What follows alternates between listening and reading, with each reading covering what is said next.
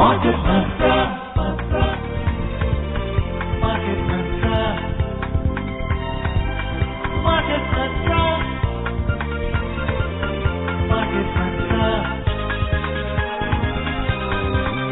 Market Mantra.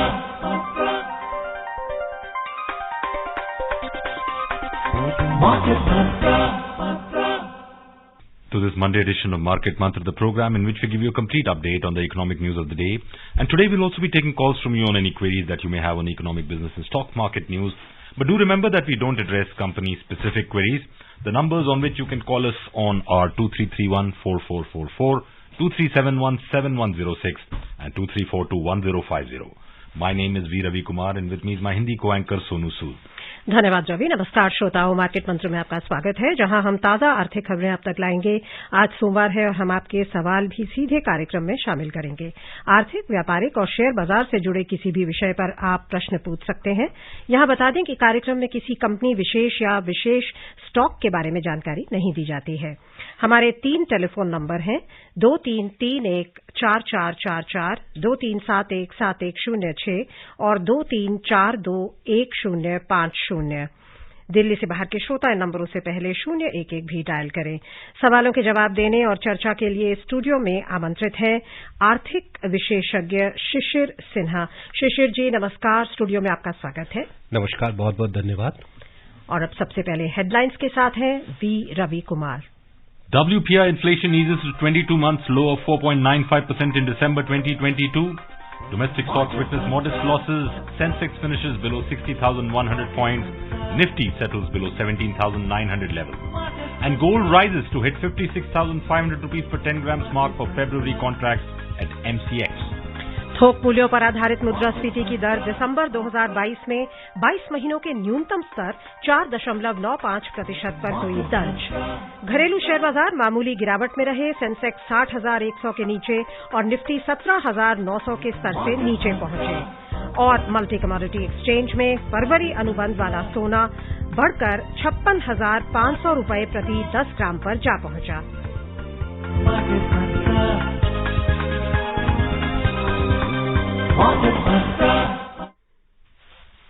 Wholesale price-based inflation WPI for December 2022 eased to a 22-month low of 4.95%. According to the Commerce and Industry Ministry data released today, WPI inflation eased mainly due to fall in prices of food articles, especially vegetables and oilseeds. Food articles segment slipped to 0.65% in the reported period. Fuel and power rose marginally from 17.35% in November to 18.09% in December 2022, while in manufactured products it softened to 3.37%. WPI inflation was 5.85% in November 2022 and 14.27% in December 2021. In October 2022, WPI dropped below the double-digit mark for the first time since March 2021. WPI is in line with retail inflation data released last week, which showed CPI inflation eased to 5.72% in December. The Consumer Price Index CPI-based inflation remained within the RBI's upper tolerance limit of 6% for the second month in a row. And we'll discuss the WPI story, but we have our first caller in this edition. Ronak Jain from Lalitpur is on line with us. Ronak, welcome to Market Mantra. Please put your question. नमस्ते sir. Sir मेरा question ये है कि कैसे पता करें कि जिस शेयर में मैं इन्वेस्ट कर रहा हूँ वो सही है, या मतलब शेयर का चुनाव कैसे करें, या जो मैं इन्वेस्ट कर रहा हूँ उसका सही समय है, मतलब उसमें इन्वेस्ट करने का वो सही समय। रौनक जी, ये ऐसा सवाल है जिसको अच्छे अच्छे जानकार भी जो हैं वो इस पे बहुत स्पष्ट आपको इसका उत्तर नहीं दे पाएंगे कि आप जो शेयर चुन रहे हैं वो सही है कि नहीं। देखिए, एक व्यक्तिगत तौर पे आपको इतना ही कह सकता हूं कि जब भी आप निवेश करते हो, पैसा आपका है, सोच समझ करके निवेश करिए। एक, दूसरा, सुनी सुनाई बातों पर निवेश मत करिए। तीसरा, जिस कंपनी के में आप निवेश कर रहे हैं उनमें 2-3 चीजें देख लीजिए। एक, जिस क्षेत्र में वो है उस क्षेत्र की संभावनाएं क्या है, उस कंपनी का पिछले 2-3 सालों का प्रदर्शन कैसा रहा है, और हाल के दिनों में उस कंपनी के शेयरों में कोई अप्रत्याशित उतार चढ़ाव तो नहीं है। अगर अचानक कोई बहुत तेजी से उतार चढ़ाव आ जाए तो शेयर से दूर रहना बेहतर होता है।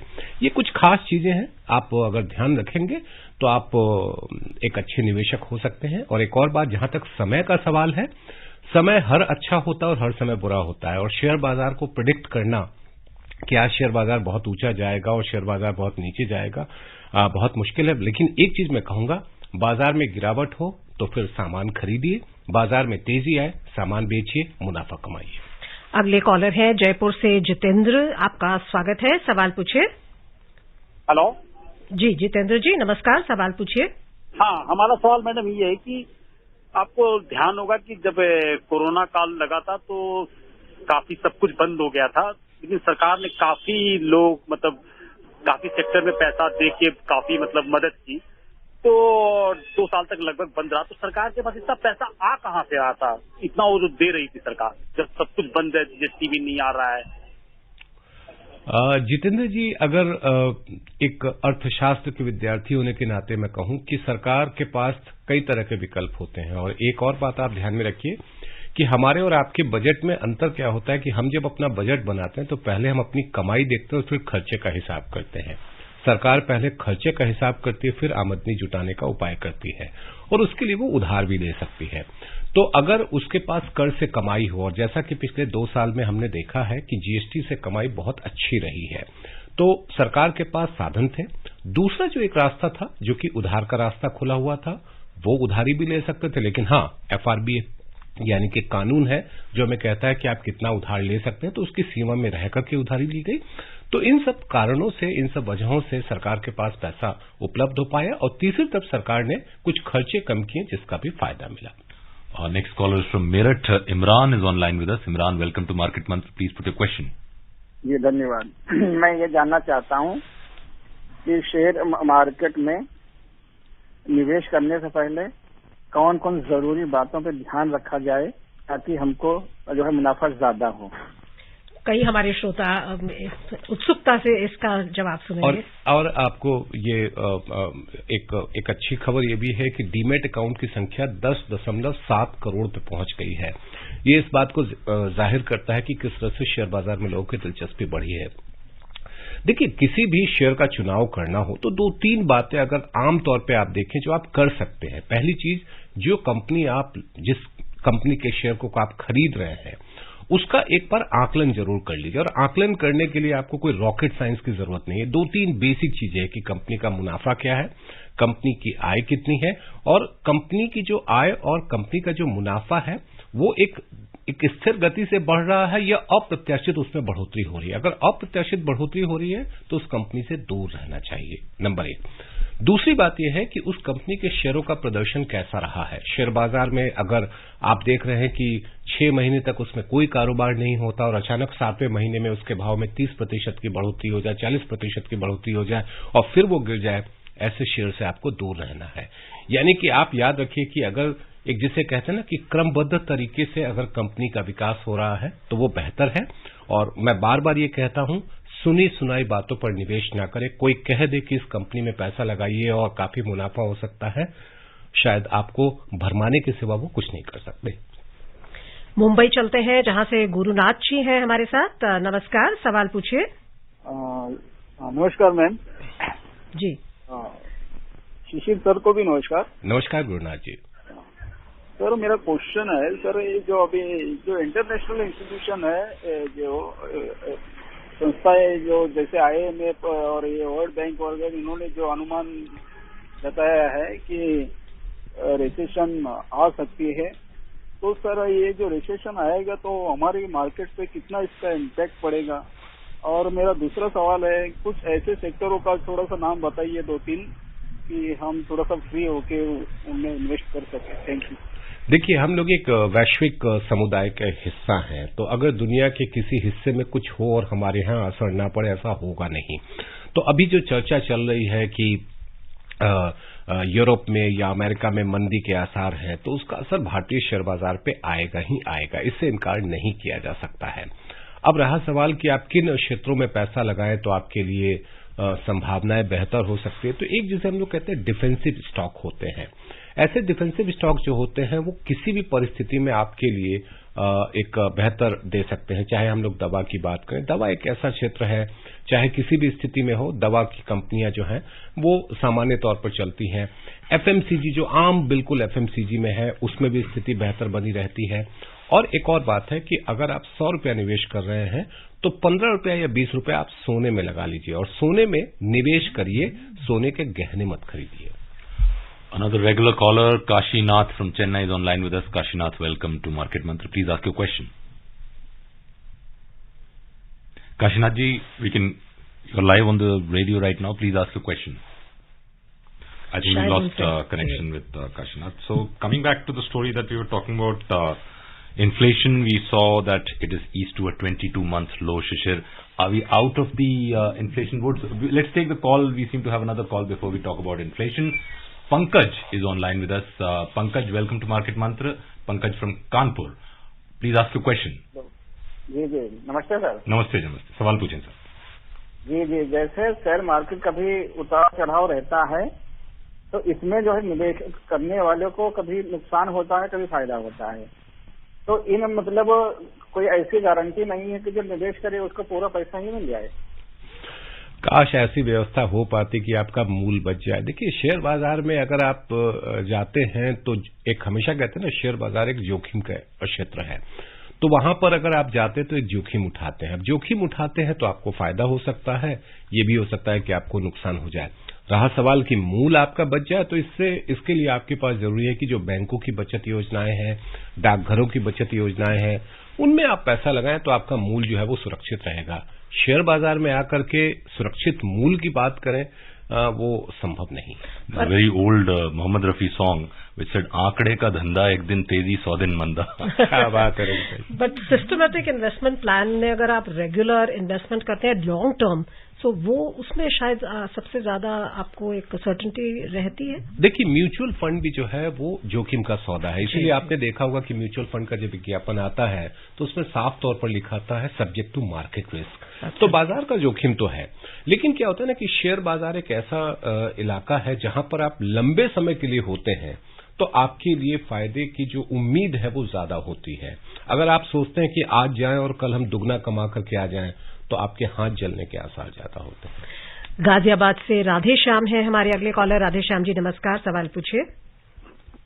नमस्कार सर जी, सवाल पूछिए। ये पूछना चाहता हूँ कि जब मार्केट में गोल्ड के लिए इन्वेस्ट करने के लिए, जैसे सुनने में आया कि अगर आप इसका बना हुआ गोल्ड खरीदते हैं तो उसमें हमें अलग से चार्जिंग देनी पड़ती है, पर जब हमने बिस्कुट के लिए जानकारी ली कि बिस्कुट ले आ जाए, फिर उन्होंने बोला बिस्कुट भी आजकल नकली आ रहे हैं, और इसके बारे में कैसे हम जानकारी ले पाएंगे कि ये गोल्ड बेस्ट है, कहाँ से क्या कर सकते हैं?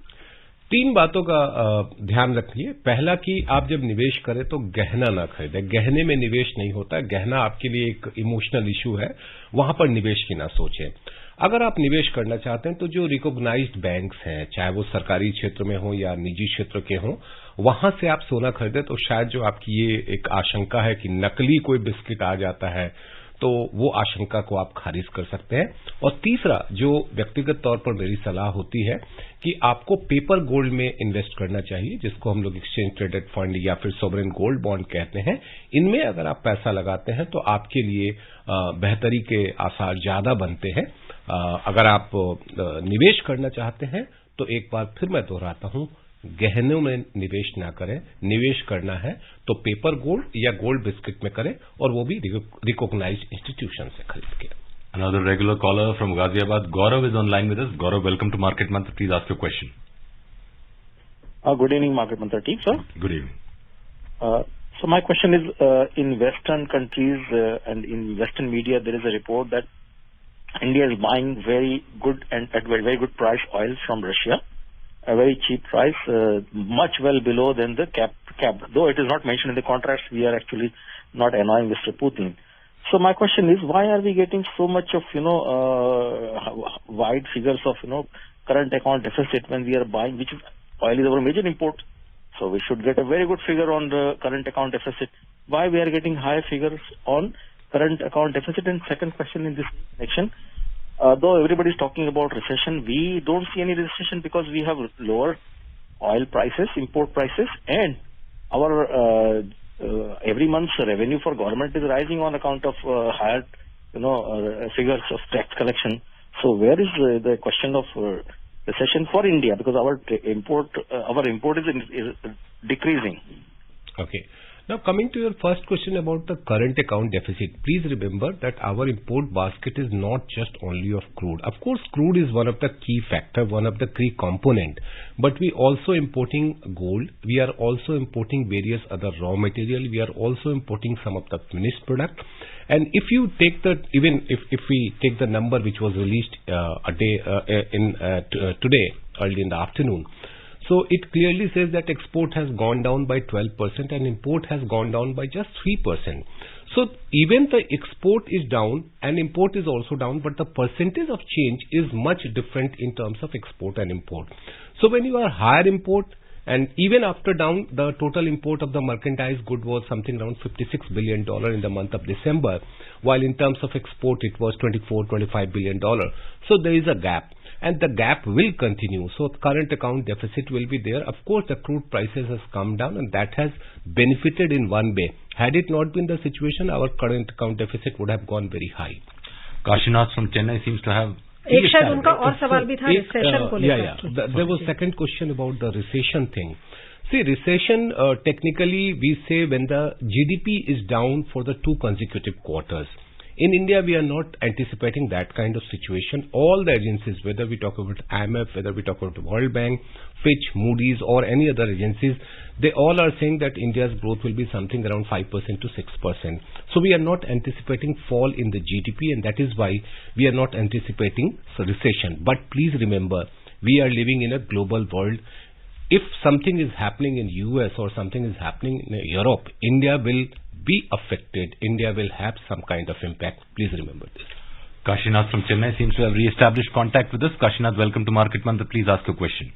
सर गुड इवनिंग मार्केट मंत्रा टीम. गुड इवनिंग सर, मेरा सवाल ये है कि सपोज मैं मकान बनाना चाहता हूँ और मेरा पास 30 लाख है, तो मुझे मेरा बैंक अकाउंट से 30 लाख निकाल के मकान बनाने से सही होगा या फिर बैंक में लोन लेके पढ़ने से सही? इसका बारे में थोड़ा जानकारी दीजिएगा. धन्यवाद. कौन सा बेहतर है? एक क्वेश्चन है Kashinath ji, do you need the money for anything else? किसी और पर्पस के लिए वो 30 लाख आपको चाहिए या अवेलेबल है आपके लिए अभी?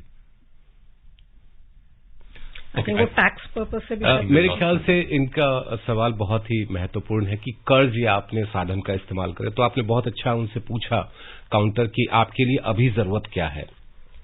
क्योंकि जब आप घर बनाने के लिए कर्ज लेते तो उसमें टैक्स बेनिफिट भी आपको मिल जाता है, प्रिंसिपल पे और इंटरेस्ट पे. तो अगर आपका उस लागत को अगर आप देखते हैं तो उस लागत से हो सकता है कि आपके लिए वो ज्यादा फायदे की बात हो. नंबर 1. नंबर 2 कि क्या आपके लिए वो 30 लाख रुपए की जरूरत अभी ऐसी जगह पर है या फिर आप 30 लाख रुपए किसी ऐसे जगह पर लगाते हैं जिससे कि आपको ज्यादा ब्याज मिल सकता है, तो फिर वो आपके लिए फायदा है. देखिए, ये पूरा हिसाब किताब जो है ना, एक जिसको कहते हैं कॉस्ट बेनिफिट एनालिसिस हमको करना पड़ेगा कि हमको 30 लाख रुपया अपना जेब से निकाल करके खर्च करना बेहतर है या 30 लाख रुपए का हमको कल लोन देना चाहिए. एक सलाह मैं जरूर देना चाहूंगा कि जो मौजूदा महंगा दर की स्थिति है, ऐसे में अगर आप 30 लाख रुपया अपने उसका एक हिस्सा अपने से लगाएं और कुछ हिस्सा अगर आप बैंक से लें तो आपके लिए बेहतर हो सकता है. अगले कॉलर है योगेश दिल्ली से. योगेश जी नमस्कार, सवाल पूछें. हाय, नमस्कार to all the team. Sir, मेरा जो सवाल है वो ये है कि एक नॉर्मल निवेशक, रिटेल निवेशक के लिए 2 तरह की टैक्स रेजिम है, न्यू टैक्स रेजिम और ओल्ड टैक्स रेजिम. तो ओल्ड वाली तो हम वाकिफ हैं कि उसमें क्या क्या डिबेट्स हैं. क्या न्यू टैक्स रेजिम का कोई अपना अलग से कुछ एडवांटेज है जो उसकी तरफ हमें आकर्षित होना चाहिए? योगेश जी, देखिए, जो ओल्ड और टैक्स रेजिम है ये सभी के लिए है. फर्क बस इतना होता है कि अगर आप अलग अलग तरह की छूट लेते हैं, चाहे वो जैसे उदाहरण के तौर पर इनकम टैक्स के सेक्शन 80C के तहत, 80C के तहत अगर आप टैक्स में छूट ले रहे हैं तो आप नई टैक्स व्यवस्था में नहीं आ सकते हैं. नई टैक्स व्यवस्था में क्या है कि कर की दरें कम है पुराने कर के मुकाबले में, लेकिन आपको कर तो देना ही देना है. रहा सवाल रियायतों का, तो नई कर की व्यवस्था में कोई रियायत नहीं है. यही वजह है कि नई कर की व्यवस्था जो है उतना ज्यादा लोकप्रिय नहीं हो पाई जैसी उम्मीद की जा रही थी. और एक वजह साफ है कि जो रियायत या राहत जो पुरानी व्यवस्था में मिल जाती है वो कहीं ना कहीं एक आकर्षण का काम करती है. I think the effort was to nudge people into the new system, but probably I think they will have to be pushed into and to withdraw the exemption because the cost of exemption is very high whenever government is paying interest on any small saving or when the government is providing exemption, it is an indirect cost which government has to bear. So that was one of the objective of nudging the people to go to the new tax regime. But unfortunately, that has not worked. My namesake from Delhi, Ravi, is online with us. Ravi, welcome to Market Mantra. Please ask a question. Yes, sir. Good evening, sir. Good evening. सवाल पूछे sir. जी sir, मेरा ये सवाल है, जैसे कि ये संपत्ति का अधिकार खत्म होने के बाद जैसे किसानों की जमीन सरकार वो करती है, अधिग्रहण करता है उस पर, तो मतलब उसका सर रेट का निर्धारण किस प्रकार किया जाता है सर? इंफ्रास्ट्रक्चर प्रोजेक्ट्स के लिए property is not a fundamental right, it's still a legal right. It's still a legal right. और दूसरी बात क्या है कि जो हमारा कानून है, जो अधिग्रहण जो होता है, उस अधिग्रहण के समय कीमतों का ख्याल रखा जाता है कि जो आपको कीमत दी जा रही. जैसे आपको मैं उदाहरण के तौर पे कहूं कि एनसीआर में एक एयरपोर्ट बनना शुरू हुआ, तो उसके लिए जब जमीन का अधिग्रहण किया गया तो उसके लिए जो कीमत है वो बाजार की व्यवस्था के हिसाब से हुआ है. तो माफ कीजिएगा, ऐसा नहीं है कि कीमत जो है बिल्कुल ही बिना किसी आधार के और उसके ऊपर चला जाता है. कीमत भी तय करने के पीछे एक जो बाजार की स्थिति होती है उसको ध्यान में रखा जाता है. आगे बढ़ने से पहले लेते हैं शेयर बाजार की खबर. सेंसेक्स और निफ्टी आज मामूली गिरावट के साथ बंद हुए. बंबई शेयर बाजार से नीचे बंबई शेयर बाजार में शीर्ष 30 कंपनियों का सूचकांक 60,100 से नीचे आ गया. नेशनल स्टॉक एक्सचेंज में 50 शीर्ष कंपनियों का सूचकांक 17,900 के नीचे बंद हुआ. दोनों सूचकांक मिले जुले वैश्विक संकेतों के बीच मंदी में रहे. बंबई शेयर बाजार का सेंसेक्स 168 अंक कम होकर 60,093 पर बंद हुआ. नेशनल स्टॉक एक्सचेंज का निफ्टी भी 62 अंक कम होकर 17,895 पर बंद हुआ. व्यापक बाजार की बात करें तो बीएसई मिड कैप सूचकांक 0.34% की गिरावट में रहा और स्मॉल कैप सूचकांक में 0.1% की मंदी दर्ज हुई. Shishir will continue taking your questions, but after a short commercial break. उपभोक्ताओं तक पहुंचने का सुलभ और सस्ता माध्यम है आकाशवाणी. आकाशवाणी के विभिन्न केंद्रों से कीजिए अपने उत्पादों और सेवाओं का प्रचार विज्ञापनों के माध्यम से. लोकल और राष्ट्रीय स्तर पर कीजिए अपने बिजनेस का विस्तार, क्योंकि आकाशवाणी में विज्ञापन बुकिंग हुई बहुत ही आसान. अब घर, दफ्तर या दुकान पर बैठे बैठे आप कर सकते हैं विज्ञापनों की बुकिंग. डायल कीजिए 870-001-4242. नंबर एक बार फिर नोट करें, 870-001-4242.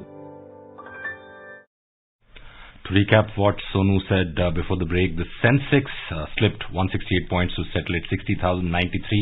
The Nifty also fell 62 points to finish at 17,895. In the broader market at the BSE, the mid-cap index fell 0.34% and the small-cap index ended 0.1% down.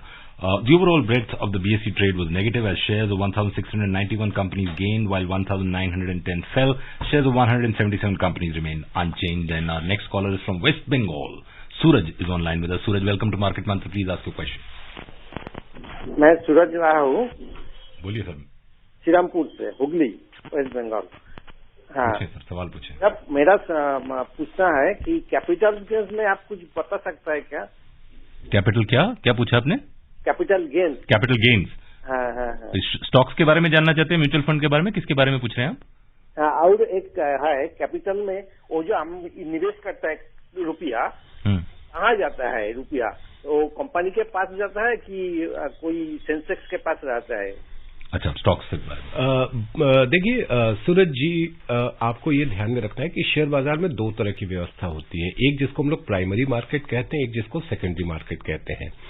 जब प्राइमरी मार्केट में आप किसी की भी कंपनी के आईपीओ यानी कि इनिशियल पब्लिक ऑफरिंग या फॉलो ऑन पब्लिक ऑफरिंग में शेयर खरीदते हैं तो उसका पैसा या तो कंपनी या जो उनके मालिक हैं उनके पास जाता है. अगर किसी सरकारी कंपनी का है, जैसे एलआईसी में था, तो उसका पैसा सरकार के पास जाएगा. सेकेंडरी मार्केट में जब आप जाते हैं तो वहां पर आप किसी एक निवेशक से खरीदते हैं और जब आप उस निवेशक से खरीदते हैं तो आप पैसा उस निवेशक को भुगतान करते हैं. अब रहा सवाल कि कैपिटल गेन की बात है. कैपिटल गेन का मतलब है कि जो आपने शेयर खरीदा, जब आप बेचने जाते हैं तो आपको मुनाफा क्या होता है. तो उसके लिए दो तरह की व्यवस्था, एक short term capital gain tax कहते हैं, एक long term capital gain tax है. यानी कि साल भर के भीतर आपने शेयर बेचा और साल भर के बाद शेयर बेचा, दोनों के लिए दर अलग अलग है. और उसमें यह भी है कि अगर साल भर के बाद बेचा और 2017 के पहले की आपके खरीद है तो उसमें 1 लाख रुपए तक का जो आपको मुनाफा होता है उस पर आपको नहीं देना है, लेकिन उसके बाद का जो मुनाफा है उस पर आपको टैक्स देना है. अगले कॉलर है प्रेमचंद जी गुरुग्राम से। आपसे रिक्वेस्ट है आप हमारे साथ बने रहिए। कुछ अहम खबरें हैं उन पर त्वरित नजर डाल के आपसे बात करेंगे।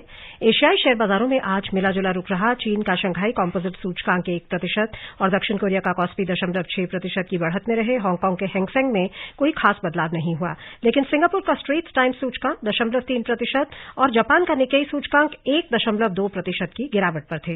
यूरोपीय क्षेत्र की बात करें तो दिन के कारोबार में ताजा समाचार मिलने तक यहां बढ़त का रुख था। लंदन का फुटसी 0.2% की बढ़त पर था। फ्रांस का कैक और जर्मनी का डैक्स दोनों 0.3% की वृद्धि पर थे। Oil prices today held near this year's highs as easing COVID restrictions in China raised expectations for a demand recovery in the world's top crude importer. In intraday trade, Brent crude was trading at $85 per barrel, while WTI crude price was at $79.70 per barrel. उधर multi commodity exchange में फरवरी अनुबंध वाले सोने का मूल्य 180 रुपये बढ़कर 56,505 रुपये प्रति 10 ग्राम हो गया। मार्च अनुबंध वाली चांदी भी 275 रुपये की वृद्धि से 69,700 रुपये प्रति किलो हो गई। न्यूयॉर्क मर्केंटाइल एक्सचेंज में सोना मामूली गिरावट के साथ $1,921 प्रति आउंस पर था। चांदी भी मंदी दर्ज करती हुई $24.40 प्रति आउंस पर थी। गोल्ड की जो प्राइसेस है वो भारत में ऑल टाइम हाई पर थी। और अब हमारे साथ जुड़ गए हैं प्रेमचंद जी। आपका बहुत बहुत स्वागत। सवाल पूछिए। नमस्कार जी। नमस्कार। मेरे 2 सवाल हैं जी, पूछिए। मेरे पास एफडी, मेरे पास 22 लाख की मेरे पास एफडी है, तो उसमें मेरे को बैंक वाले बोलते हैं आपको 20 लाख तक का हम आपको लोन दे देंगे। तो सर ये बताइए कि मैं कोई किसी चीज को इन्वेस्ट करना चाहता हूँ तो 22 लाख में अपने खर्च करूँ फिर लोन लेके मैं वहां से बैंक से करूँ, तो इसमें दोनों मैं कंफ्यूज हूँ। और दूसरा सवाल ये है कि म्यूचुअल फंड के बैंक के थ्रू ही मिलते हैं, बैंक को क्या कमीशन मिलता है क्या? देखिए, पहला सवाल जो है कि आप बैंक में ही पैसा रखना चाहते हैं या बैंक जो आपको लोन दे रहा है उस 22 लाख के एफडी के एवज में। देखिए, आप जब लोन लेंगे तो आपको जाहिर सी बात है ब्याज चुकाना पड़ेगा। तो जो आप कहीं भी निवेश करते हैं वहां पर कमाई हो चाहे ना हो, बैंक को तो आपको ब्याज देना ही देना होगा। तो ऐसे में आपके लिए हो सकता है कि वो फायदे का बहुत सौदा ना रहे। दूसरा जो आपका सवाल था जहां पर आपने अगर मैं म्यूचुअल फंड में कमीशन मिलता है, म्यूचुअल फंड में देखिए, म्यूचुअल फंड में आप डायरेक्ट भी आज के दिन में ऑनलाइन फैसिलिटीज अवेलेबल है। आपको किसी बैंक के पास जाने की जरूरत नहीं है। हर म्यूचुअल फंड की जो एएमसीज हैं जिनको एसेट मैनेजमेंट कंपनीज कहते हैं, उनकी वेबसाइट पे आप जाकर के सीधे निवेश कर सकते हैं। उसमें आपको एक पैसा भी जो है आपको कमीशन नहीं देना होगा। Next caller, probably the last caller in this edition, is Ravi Narayan from Bhilai. Ravi, please ask your question quickly and briefly. Yeah, good evening. I am not asking any question. Actually, I am a regular caller. All right. My question is, my suggestion is, जब भी कोई call करते हैं तो उनको जो है जो रिसीव करने वाले हैं एंड पे जो है तुरंत जैसे कॉल लग जाता है, शायद हमारा उनसे संपर्क हो गया है। अभी जो अनिल आ गए हैं अगले हमारे कॉलर, कोशिश करते हैं, मुश्किल है क्योंकि समय बहुत ही कम है।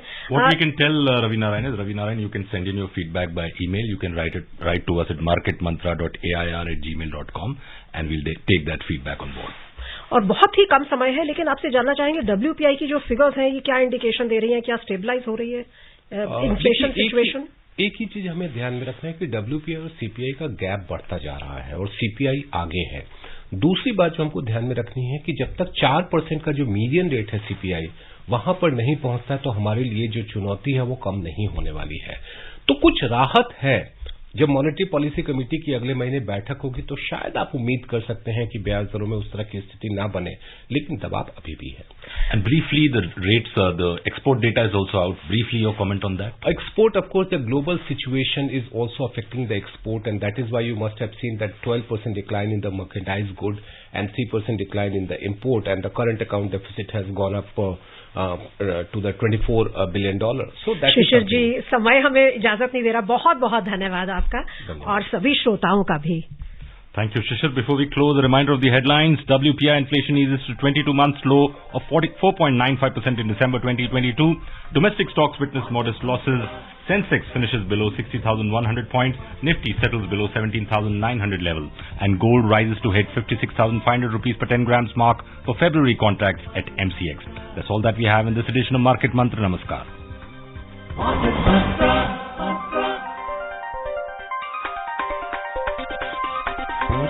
Market Master.